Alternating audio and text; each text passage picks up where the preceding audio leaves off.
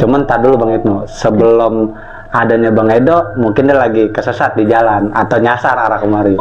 Coba gue sedikit ritual untuk manggil dia. Oh, ada ritual? Iya. Ya silakan. Kali aja dengan cara sabab ini dia bisa muncul gitu, bisa datang segera ke lokasi ini gitu kan untuk bercerita.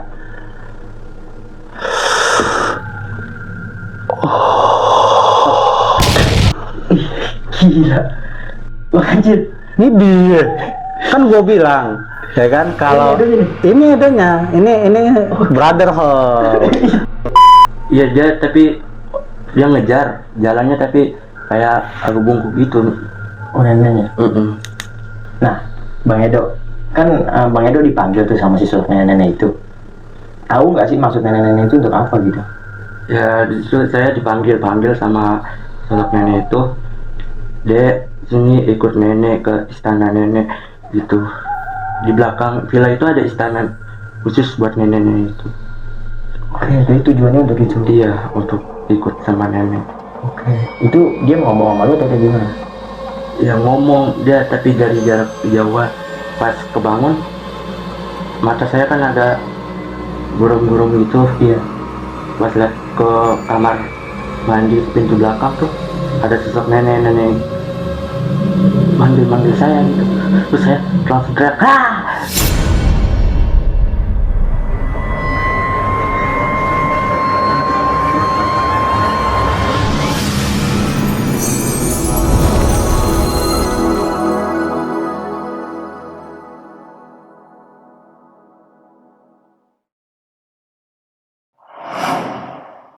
Assalamualaikum warahmatullahi wabarakatuh. Balik lagi bareng gue Ibnu Fitro Sidik dalam channel Timur Misteri.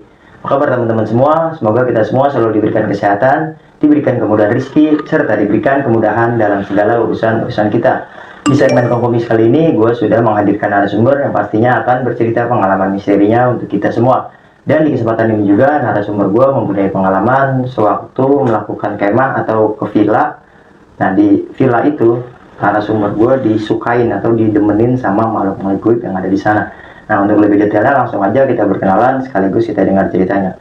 Siapakah narasumbernya? Pasti teman-teman juga nggak asing nih sama sosok yang ada di samping gue ini. Siapakah gerangan orangnya? Bang Kancil. Siap Bang Kancil. Baik Bang Ibnu, alhamdulillah. Lagi Kancil doang, Kancil aja. Nah, kali ini kayaknya ada yang beda nih Bang Kancil, karena bukan lu yang didemenin sama nih sosok. Iya. Yang lu bilang tadi. Nah, maksudnya seperti apa itu? Wah, itu dia Bang Ibnu. Jadi kali ini gue udah ngabarin temen gue yang mana si Edo inilah bisa dibilang ya, yang paling didemenin sama semua makhluk yang ada di alam tersebut. Oke, nah lu kan sendiri, Edonya mana? Itu dia. Dari tadi udah gue kabarin lewat WhatsApp, lewat telepon. Katanya OTW lagi di jalan. Cuman tar dulu Bang Ibnu, sebelum adanya Bang Edo, mungkin dia lagi kesesat di jalan atau nyasar arah kemari. Coba gue sedikit ritual untuk manggil dia. Oh, ada ritual? Iya. Ya silakan. Kali aja dengan cara sabab ini dia bisa muncul gitu, bisa datang segera ke lokasi ini gitu kan untuk bercerita.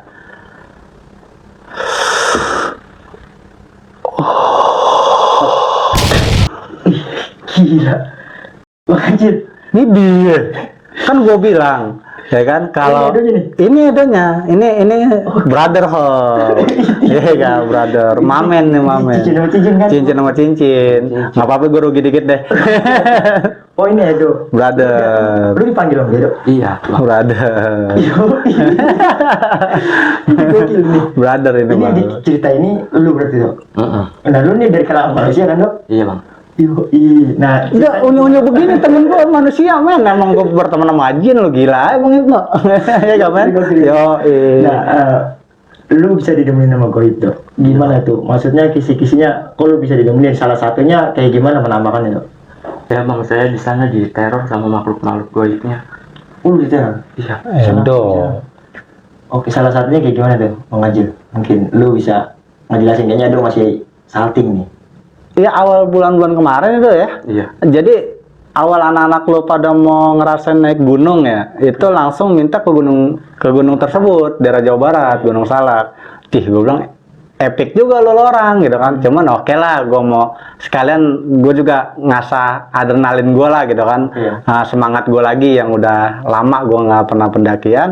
Akhirnya gue bawa lah rombongan Edo. Termasuk Edo nih. Iya, dan kebetulan lu memang saat itu emang gue push mulu, emang gue marahin mulu do ya. Iya bang. Lu tolong lu jadi cowok, udah lu naik gunung gitu kan, lu rasain gimana enaknya di alam. Gue selalu ngomong gitu, selalu mau ngasih motivasi lah kecil besarnya ke Edo. Sampai hingga saatnya, ya Edo naik gunung lah kemarin. Gitu. Niat tujuan berawal dari rumah ya do ya. Kita rombongan sama temen-temen lu ya. Dan pada akhirnya gua ada tempat, lokasi ya menarik lah buat ngeres dia pada ya kan. Ketika nyampe dari sini ke sana, gua kasih dia tempat pada buat istirahat di satu rumah permukiman warga di daerah Jawa Barat. Ya do ya, yang mana memang keren do ya tempatnya do ya, pemandangannya. Nggak nyesel kan lo? Bisa selfie kan lo kemarin di situ, bisa pamor kan lo? Enggak, dia nyesel kayaknya kan kita lu nggak nyesel. Ya, iya, ya intinya ya dia nyesel kagak nyesel ya karena gue nyenengin dia ya. Berawal lu datang bareng-bareng sama teman-teman pas jam 8 malam kita nyampe ya, itu langsung pemandangan men, villa yang gue kasih ke dia, villa belum alam gitu, belum Di situ belum ada teror. Awalnya do ya. Satu terornya apa Bang Acil? Nah ternyata yang gue pikir itu jalan apa adanya gitu, di villa tersebut malah dia ya bengis gitu, dalam arti bengis parno abis. Oke, karena sempat parno. Down mental di situ tuh ya, di villa itu tuh ya. Dan ternyata di situ ya awal kejadian mula-mula lo bener-bener parno itu ya. Itu yang di dapur tuh ya. Iya bang. Nah, itu pas di dapur villa, emang malam itu kan nyampe jam 8. Nah, agak malaman lagi gue coba bikin nasi goreng buat anak-anak ya. Iya. Kebetulan rombongan lo ada cewek-cewek juga yang ikut ya. Cewek. Itu keren loh, teman-temannya banyak cewek deh. Iya. Nah, disitulah gue ngerasa, aduh, nih anak pada kedinginan kali ini, gitu kan, daripada dia dingin nahan lapar terus susah tidur, ya kan, sebelum ngetrek paginya, gue malam itu bikin nasi goreng bang di dapur. Kebetulan kita gue dibantuin sama teman-teman lu orang ya. Iya. Nah, ada yang motongin kulit bawang, gitu kan, ada yang dadarin telur. Orang gue temanya mau bikin nasi goreng di dapur ya, dapur villa. Itu nggak tahu siapa yang buka tuh dari temen lu, salah satu temen lu pintu belakang ya. Pintu belakang dapur ya? Perempuan. Iya, yang cewek ya, dari tim lu ya, rombongan lu ya. Nah, dari bocahnya Dina ada yang buka pintu tuh, katanya, gue mau buang sampah ini semua gitu, kayak bekas-bekas kulit bawang gitu, dilemparin. Emang pas buka pintu samping di dapur ya dok, itu sedikit halaman sama pembuangan sampah lah gitu, ya. Nah, ada kamar mandi di luar itu, pintu kamar mandi gitu, jadi posisi retel L bang. Itu abis dibuka nggak ditutup lagi. Itu jam malam dok ya? Jam 2 malam. Iya, kisaran jam 1 jam 2 ya dok. Nah itu Edo tuh nyeluntur ke situ dari ngumpul nih di teras inilah bisa dibilang dapur ya. Nah itu kita lagi pada sibuk itu, tuh Edo ngelewatin kita. Tiba-tiba dia diri di kusen pintu belakang itu. Yang jelas ada hal yang bikin Edo kayak gitu. Gua nggak ngerti awalnya. Apa yang lu rasain dok? Berawal kalau nggak salah yang lu bilang ke yang punya villa itu paginya lu katanya dipanggil-panggil sama orang ya? Iya. Dengan lambaian tangan gimana dok? Oke. Jadi kayak orang manggil lu gitu ya? Iya. Tapi tahan dulu Bang Edo ya, Bang Ajil tahan dulu. Iya, Bang. Nah buat teman-teman pasti kita penasaran nih sama kelanjutan dari mereka berdua nih yang kayaknya seru banget nih cerita. Tapi lagi-lagi gue mengingatkan buat teman-teman, apapun yang nanti diceritakan sama mereka bukan bermaksud untuk menakut-nakuti ataupun memberikan hal negatif buat teman-teman semua, melainkan cerita ini kita jadikan pelajaran untuk kita bersama. Dan juga buat kalian semua yang mau jadi narasumber seperti Bang Edo dan Bang Ajil ini, teman-teman bisa banget nih DM ke Instagram kita Timur Misteri, atau juga kirimkan email di timurmisteri.cr@gmail.com. Untuk lebih mempermudah, nanti linknya ada di kolom deskripsi. Oke, abang-abang tampan, kita Siap mulai ya. bang, siap. Boleh. Siap dok. Siap. Lu siap kan dok? Agak relax dok ya. Lu lapar gak malam ini? Ya. Aus? Iya. Ngerokok mau ngerokok? Aus? Apa Bang Edo? Bang Edo, aus. Oke. Minum. Simak terus video ini agar kita bisa mengerti isi ceritanya. Jangan kemana-mana karena kita akan masuk ceritanya.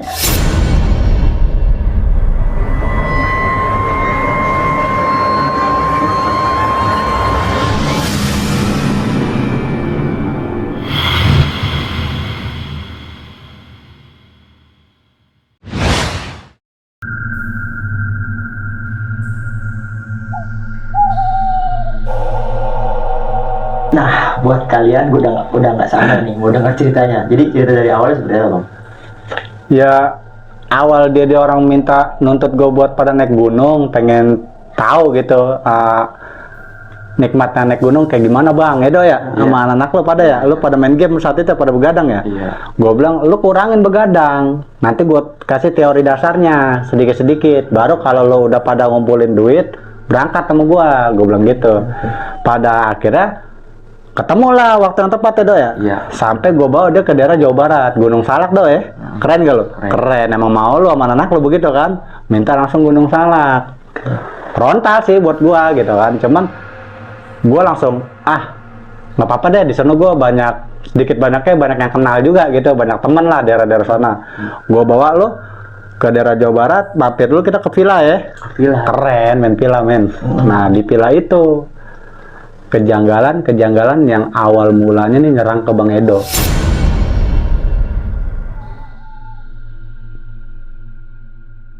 Berarti sebelum melakukan pendakian lu ke villa dulu? Ke villa bang, karena buat ngeresin dia orang nih biar pada istirahat dulu, paginya baru kita melakukan pendakian. Di villa gimana Bray? Ya sejuk, enak, tapi yang lu alamin gitu waktu malamnya tuh pas kita datang malam kan jam 8 kita nyampe tuh, apa yang lu dapetin? Kisah-kisah horor. Begitu nyampe terus gue melakukan aktivitas apa yang gue ngeliat anak-anak pada kuyuk waktu pada ngeringkel kayak kedinginan kan di teras villa. Akhirnya gue punya inisiatif pas tengah malam tuh biar lo nggak ada kelaparan dan lo bisa pulas tidurnya nih, pada masak nasi goreng enak nih Do, ayo bang lo bilang gitu kan. Nah di situ lo langsung orok-orok tuh anak-anak lo tuh. Salah satunya ada beberapa perempuan juga yang lo bawa ya. Temen lo ya, ada cewek juga yang ikut ya. Berat bang bawa tim dia. Ada ceweknya 3 apa 4 ya Do ya? 4 ya. Nah lagi asik-asiknya pada bantuin gua nih kerja bakti bikin nasi goreng di dapur bang, yang mana pintu dapur itu ada pintu belakangnya. Lu buka tuh pintu belakang dapur langsung bisa dibilang pemandangan inilah ya, halaman belakang sama space buat buang sampah.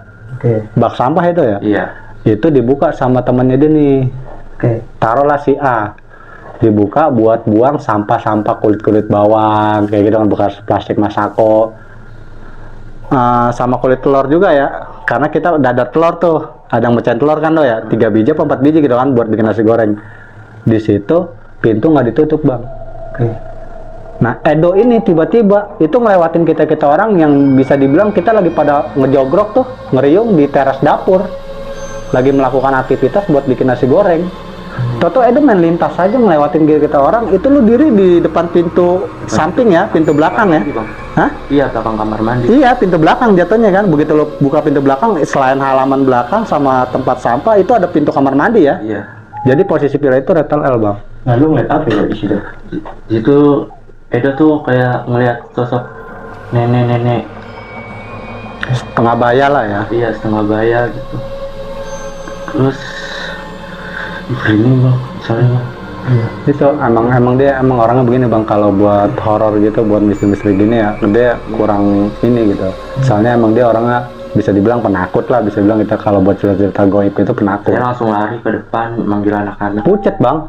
Emang pucet. Lu juga sadar lu itu kalau nggak salah lu sugesti lu udah tinggi tuh Do. Iya bang.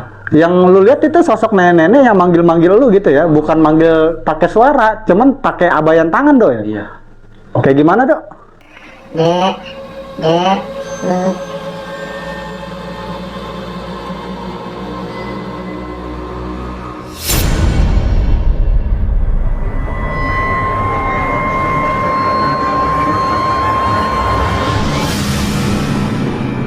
Itu pucet dia bang, di pintu belakang itu dia pucet, dijorokin sama temenin yang cewek si A yang tadinya ngelempar sampah-sampah keluar itu, yang awal buka pintu belakang dijorokin frontal dong, kita orang pada ketawa dong, namanya lagi ngelucu ya kan. Itu di situ dia baru ternyata ketemu sadarnya. Ya Do ya, lu langsung beraniin diri cabut tuh ya, balik badan langsung lari ke ruang tengah, ngumpul bareng sama teman-teman yang lain. Ya Do ya, udah di situ dia tepar ya udah, ngeringkuk aja dia. Nah sosok itu masih ada gitu ketika lu lari tuh? Iya dia, tapi dia ngejar jalannya tapi kayak agak bungkuk gitu. Oh neneknya. Nah Bang Edo kan Bang Edo dipanggil tuh sama si sosok nenek itu. Tahu nggak sih maksud nenek-nenek itu untuk apa gitu? Ya saya dipanggil sama sosok nenek itu, dia sini ikut nenek ke istana nenek gitu. Itu pas lo ngimpi do ya? Di belakang villa itu ada istana khusus buat nenek-nenek itu.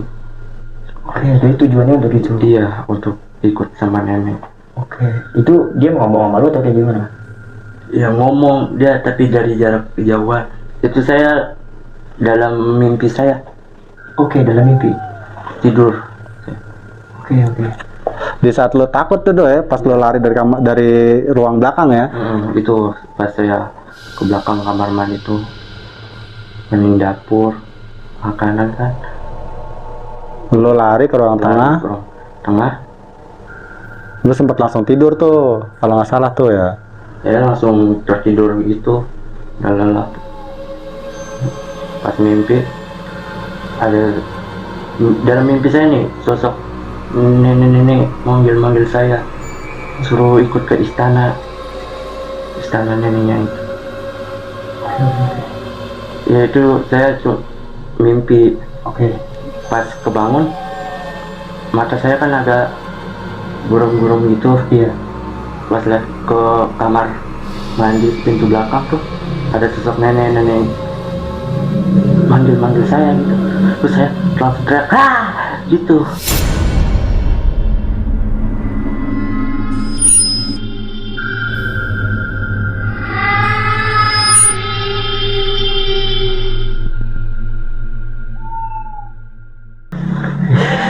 Lo sempet pingsan tuh dari situ. Iya, tuh. saya langsung pingsan. Oke. Jadi pas lu tidur, lu mimpi, pas lu melek ternyata dia. Iya, langsung ada. Sampai lu tidur lagi tapi pingsan. Saya langsung pingsan langsung.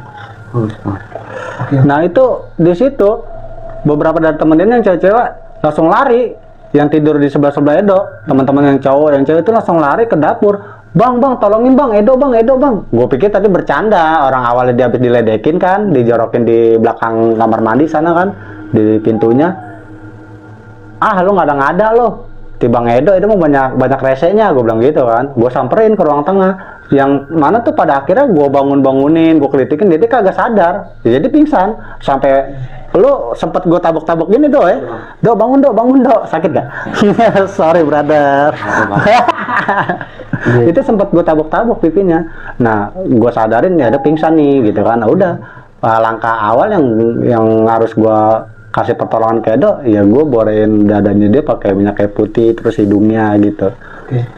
Sampai akhirnya si yang kasarnya petua yang punya villa tersebut memang nggak jauh tinggal dari situ do ya. Iya. Itu sampai datang ke atas ya. Belakang pisan itu. Itu sampai nyamperin kita dan dia ngomong memang si Edo ini harusnya nggak ada di sini. Kata yang punya villa bang, si Edo ya. Iya. Edo Nggak ada maksudnya. harusnya nggak ada di sini, nggak boleh ada di sini, nggak boleh ikut bersama kita. Jadi dia nggak boleh ikut lah intinya gitu, diem di rumah aja gitu. Ya kan kita nggak tahu soal begituan awalnya. Ya terus gimana udah sampai di sini kan kita ngomong gitu kan sama petua situ, gimana pak? Ya udah nggak apa-apa kalau berangkatnya, kalau mau muncaknya nanti pagi nggak apa-apa gitu kan. Yang penting tunggu pagi. Pada akhirnya kita berangkat deh tuh. Iya. Seneng lo do ya Jadi naik pada saat gunung. itu kebangun ya dulu aman-aman aja. Aman alhamdulillah. Bisa tenang gitu. Udah bisa Langsung saya dibantu. lemas tidur. Jadi sempat kaget juga. Terus tidur. bingung lu do ya, sempat bingung pas sadar. Saya kenapa ini ya? Saya kenapa? Oke. Nah masuklah tuh kisaran jam 8 pagi do ya, kita baru berangkat. Kita sempat sarapan, lu gue bikinin roti tuh ya pakai selai coklat rasa kacang ya. Wih, untungnya nggak ada telotok. Kalau ada telotok gue pakein telotok tuh do. Iya. Buat lu doang gue mah baik ya kan. Brother. Nah di situ dia habis sarapan, gue kasih roti pakai selai kacang. Cabut lah kita bareng-bareng. Itu semuanya ngikut pendaki. Lu sempet gue kasih susu denko do ya. Iya bang. Iya, makanya suaranya sedikit kayak sapi. Emang sapi. Edo manusia men gitu dong. Nah di situ bang, gue mulai melakukan pendakian, start dari villa, izin sama petua situ. Oke. Yang mana pada akhirnya kita baru di kaki Gunung Salak do ya. Iya. Minum do. Sorry, haus lo ya. Maklum do, AC-nya belum dikuras. Apa bang? Nah akhirnya kita melakukan pendakian tuh do ya. Iya. Sampailah kita baru di batas kaki gunung ya. Yang nggak ada setengah-tengahnya. Ngos-ngosan bang, jauh jaraknya. Tapi lu gua rasa kagak jalan banyak deh. Enggak, kan digendong sama beberapa temen. Cie, sama gue enggak nih jadinya. Gue lu lupain. Menurut abang. Ini dia dong. Gue gemblok. Ya, Oh, nggak masuk. Jadi ganti-gantian. Masuk carrier kan? Kagak, karena di carrier udah banyak barang sama tenda. Makanya udah bercanda beda. Jadi carrier gue taruh, gue gendong depan, carrier gede, yang udah banyak isinya. Nah, Edo gue gendong belakang. Oke. Nah, hitung-hitung gue bawa depek. Nah, sampai di situ kita ya nggak bisa dibilang belum sampai, kita di pertengahan gunung belum itu dong. Belum. Iya, pos 1 juga masih jauh ya kan. Nah, gue insting gue kayaknya nih bakalan berabe nih bawa segini banyaknya. Terus pada pemula udah gitu pada sompra lagi nggak bisa dibilangin. Ya do ya, teman-teman lu pada rese juga do ya. Akhirnya di situ gue putusin untuk ngecamp cerai nih. Gue ngecamp di salah satu curug daerah situ. Lu nggak jadi naik akhirnya? Nggak jadi naik, cuman gue alibi ke mereka karena mereka pada awam. Ini udah di pertengahan, gue bilang gitu. Lu udah pada capek kan, ngos banget bang. Ya udah di sini aja. Oh ini udah gunung bang, gunung, gue bilang gitu. Gitu ya. Iya. Itu emang gue sempat sugesin ke situ. Gue bohongin dikit lah gitu kan, daripada gue nanggung resiko lebih gede. Kita kencer di situ tuh ya. Kencer. Berarti pemula semua dari sana. Nah, nggak jauh dari jalur curug, kita kencer cowok ya. Mantap, udah masang tenda nih. Tap. Masuklah jam 5 sore, udah senang-senang ya. Edo kesurupan lagi bang. Kesurupan. Gua nggak ngerti dah jalan ceritanya deh tuh. Apa dok? Yang bisa lu bikin kesurupan? Ya biasa kayak kemarin malam bang, malam itu sosok nenek-nenek lagi nyamperin saya. Oke, berarti dia ngikutin itu sih. Iya, Itu masih tetap manggil-manggil lu dong. manggil terus. Tapi nggak pakai suara, cuman logikanya cuman tangan doang gitu, Iya. ngambang-ngambain lu. Tangan doang, ya kayak ngefans gitu sama saya gimana. Pengen suruh diajak ke istananya terus. Dengan dalih seperti itu. Sosok nenek-nenek itu aja pas waktu kita masang tenda, ada di dalam tenda itu sore itu pas yang sebelum lo kesurupan, yang lo lihat itu apa dok selain nenek-nenek itu dok?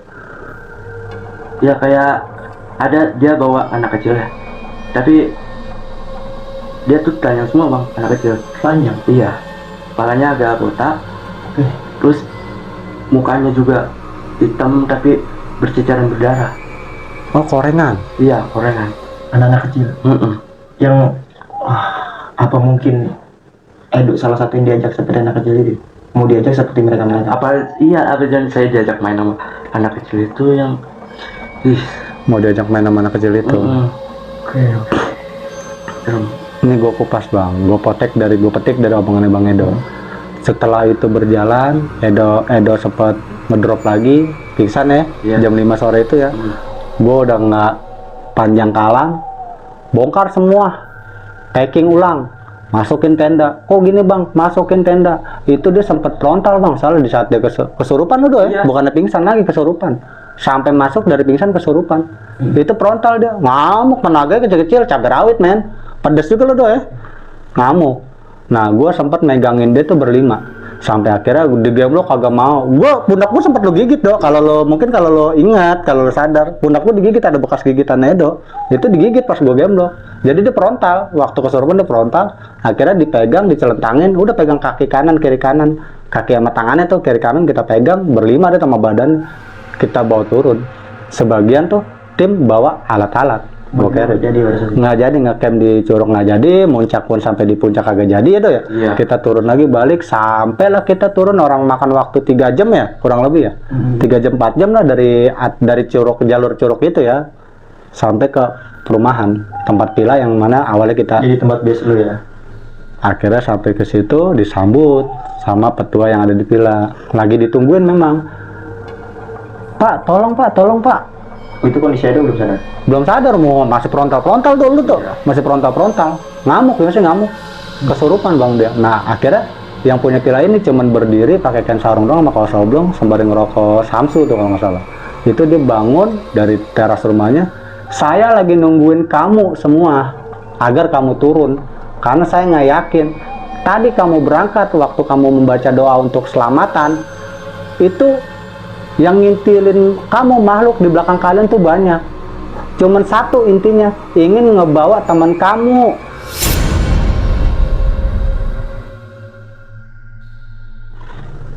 Oke. berarti ketua itu tahu. Ya do ya. Itu diceritain gitu bang. Yang mana pada akhirnya udah sini, gua taruh di teras. Tuh Edo masih ngamuk. Orang lu sempat nendang tenda semuanya. bukan ini apa tas yang berisi tenda tuh keril yang lu tendang kena kaki lu itu mental ke jendela sampai pecah kacanya retak bukannya pecah do. Nah itu. Nah di situ pas dia udah di kasar udah disembuhin lah ya sama petua di situ. Lu baru udah di situ ya inget deh do ya sedikit banyaknya soal kejadian awal mula jam 5 sore di atas setelah pasang tenda kita lagi seneng-seneng itu yang lu temuin lu ceritain do. Iya. Jadi apa tuh Bang Edo? Di kondisi kesurupan dulu seperti apa? Apa yang lu rasain? Awal lu mau datang pingsan dan kesurupan di gunung do. Ya saya ditarik-tarik suruh ajak main sama anak kecil itu tuh. Tapi saya nggak mau, saya paksa semua gini. Saya Berontak lagi. berontak semua habis itu neneknya juga nyuruh udah dek nggak apa-apa sini main sama anak ini. Saya berontak gak mau gitu.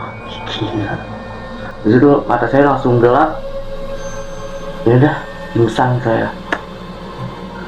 Dan itu dia udah nggak tahu lagi bang sampai gue bawa ke permukiman pas sampai dia sadar pun di situ dia mulai bengong lagi di situ. Nah memang petua di Pila itu bilang mendingan secepatnya kamu pulang, ajak anak ini pulang biar selamat sampai di rumah.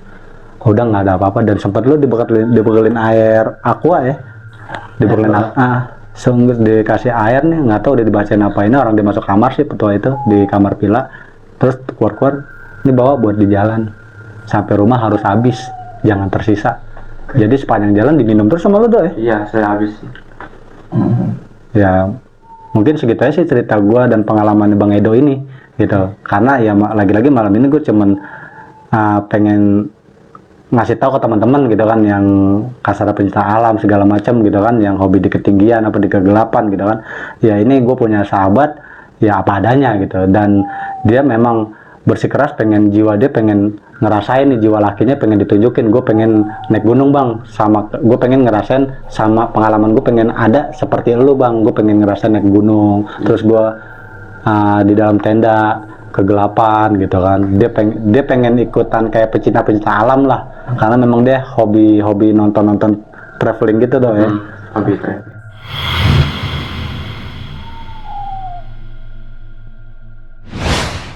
Nah, jadi intinya Bang Edo ini pengen melakukan pendakian dan ngajak teman-temannya sehingga didampingin sama Bang Anjir. iya. Nah, oke.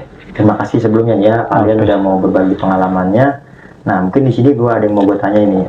Ketika nenek-nenek selama gitu, selama kalian ada di sana gitu, dari teman-teman yang lain nih, teman-temannya Bang Edo khususnya ya, ada juga nggak sih yang ngelihat nenek-nenek itu, Dok? Ada teman saya perempuan cewek si L itu dia melihat nenek itu juga. Oh, dia ngeliat juga. Tapi sama diajak juga.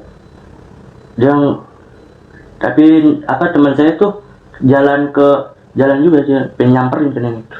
Oh, dipanggil juga. Disamperin sama cewek teman saya. Oke. Ke belakang. Pas ditengok kagak ada apa-apa kata dia. Oh, dia masih sekedar sebatas itu. Nggak sampai kayak Bang Edo nih yang sampai diajak aja ditarik-tarik gitu. Oke. Nah, dari Bang Kancil nih, selama di perjalanan gitu, apa yang Bang Kancil putuskan sampai apa yang Bang Kancil rasa gitu sampai yang Bang Kancil memutuskan untuk pendakian ini kayaknya nggak harus diteruskan gitu. Kalau bang sebentar bang, sorry nih Bang Edo, brother, lu diem-diem lama-lama makin berat juga. Gue yakin lu nggak banyak dosanya, cuman ini bukan dosa yang bikin berat. Iya, diri dulu, ambil bangku kali enak bang ya. Iya. Ngompol kagak lu? Panas. Oh panas. Kita ganti aja Bang ya. Tapi nggak ngompol kan? Agak lah. Kalau ngompol gue beliin pempes nih.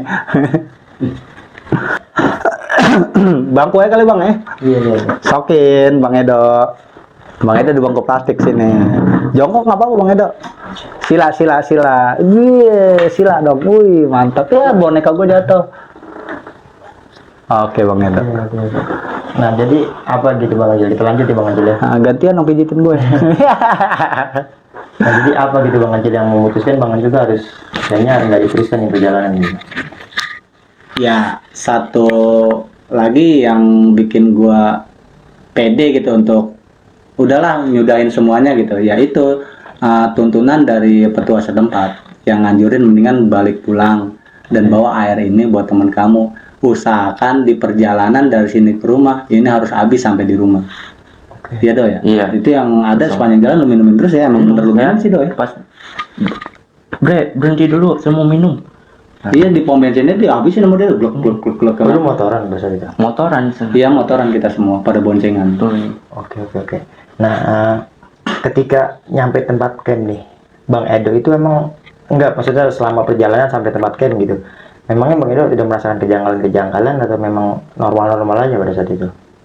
Ya pas awal-awal datang sih saya juga berasa saya nih udah tegang aja, udah nggak enak gitu. Oke, emang udah hawanya nggak enak, ada sesuatu gitu. Iya, awalnya kan dingin. Ya bulu ini saya juga agak bangun semua sih. Oke. Nah, riwayat sebelumnya memang Bang Edo ini peka sama hal seperti itu atau emang pure enggak pada saat itu aja? Iya, itu doang. Oh, jadi sebelum-sebelumnya Bang Edo nggak peka sama hal seperti itu? Belum. Hanya pas di saat itu aja Bang Edo ketemu sebenarnya. Pas di villa itu. Oke, nah pas di rumah Bang Edo ngerasain hal apa? Ya pas di rumah saya ya udah tenang, udah relax, dah pikiran saya juga udah plong, udah dikasih air sama abah juga sebotol. Oke, Habis. jadi alhamdulillahnya nggak berdampak sampai ke rumah. Enggak, Dan perjalanan itu di rumah udah aman-aman aja. aman-aman. Nah, termasuk teman-teman yang lain nih, nggak ada godaan apa-apa. Enggak ada. Oke, aman-aman aja berarti ya. Oke, Bang Edo, Bang Kancil. Iya Bang. Kayaknya itu aja, dan terima kasih sekali lagi juga, terima kasih lu udah mau berbagi pengalaman lu Bang ya. Siap Bang. Bang Edo juga nih, terima kasih banyak Bang Edo ya. Ya, sama-sama. Bang Edo sama Bang Kancil kayaknya sahib kental kayaknya dia. Tadi dulu sakit ya yang ini, biar mentok cincinnya itu. oh siapa dong? Iya, Bang Edo, Bang Kancil. Nah, kapan-kapan bisa mampir lagi ya berbagi Iya, pengalaman insyaallah. ceritanya buat teman-teman semua nih, karena Bang Edo juga tadi gue udah ngobrol sebentar. Bang Edo ini punya cerita horor nih yang pasti serem banget, dan dia belum berani buat nyeritain ini karena ada hal yang apa ya, bisa bilang neror dia lah ketika menceritakan hal itu. Nanti kalau Bang Edo udah siap bisa kabarin kita Bang ya. Nah, buat teman-teman yang nggak nyaman sama iklan di sini, teman-teman bisa banget nih mampir ke Spotify-nya Timur Misteri di Timur Misteri Podcast, karena di situ juga gue banyak undang narasumber-narasumber yang mempunyai pengalaman horor pastinya. Oke, kiranya itu aja yang bisa saya sampaikan pada kesempatan kali ini. Kurang dan lebihnya gue mohon dibukakan pintu maaf yang seluas-luasnya. Akhir kata, gue Ibnu Fitra Sidik, Saya Ahmad Ridho Zakaria. Gua Kancil. pamit undur diri. Wassalamualaikum warahmatullahi wabarakatuh. Oke Dok, thank you Dok. Bang Kancil, thank you Bang Kancil. Siap Bang Edo, Bang